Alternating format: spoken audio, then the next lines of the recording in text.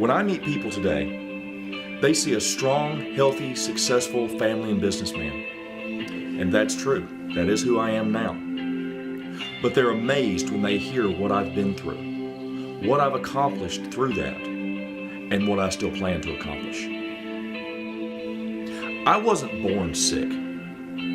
I was growing up as a normal kid in a small West Tennessee town. Now, I knew that growing up, we didn't have as much money as everybody else around us, and this motivated me to do great things. There was only one problem. I had been bitten by a tick. And this was no ordinary tick. You see, this tick had given me Lyme disease.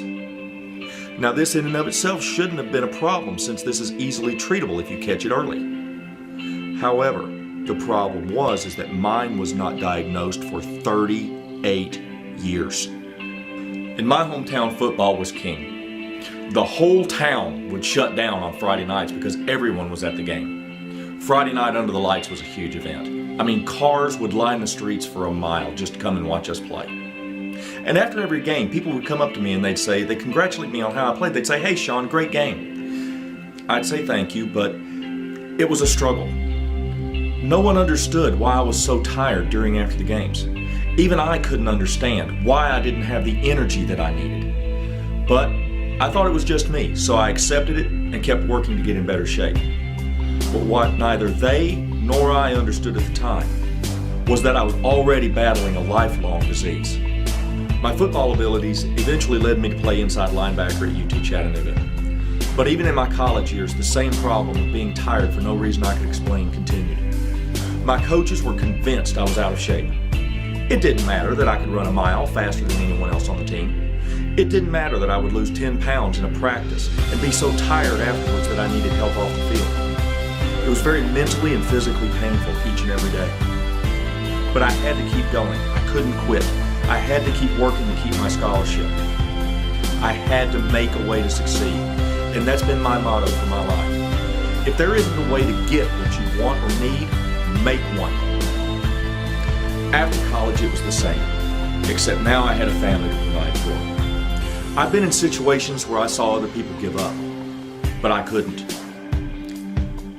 I was okay most of the time. After all, I thought feeling this way was normal, so I just pushed through and was very successful. But in 2003, my entire world turned upside down. That was the year I became so sick I couldn't even get off the couch. How can you push through when just lying on the couch puts you out of breath and your body hurts so bad that you wouldn't move if you could? I was sick, I was depressed for the next 8 years and no one could tell me why. I lost job after job because I was too sick to work.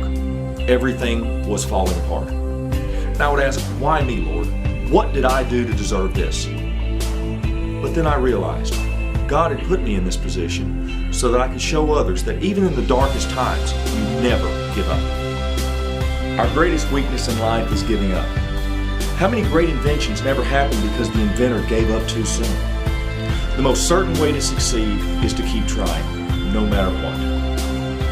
Now, it's easy to keep going when things are going well.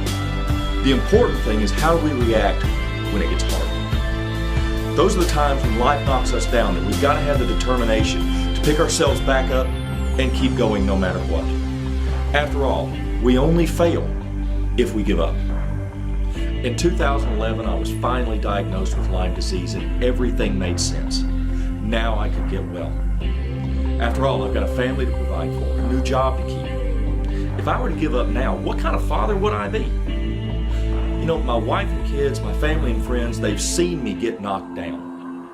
But what they've never seen and never will see is me staying down. Now I'm back on my feet, taking care of business and working for my Olympic dream. So when life knocks you down, get back up and keep going. If there isn't a way, make one. Keep your target in front of you and keep shooting, because no matter how many times you miss, as long as you keep shooting, you ultimately will succeed. So, dream big, work hard, and never give up.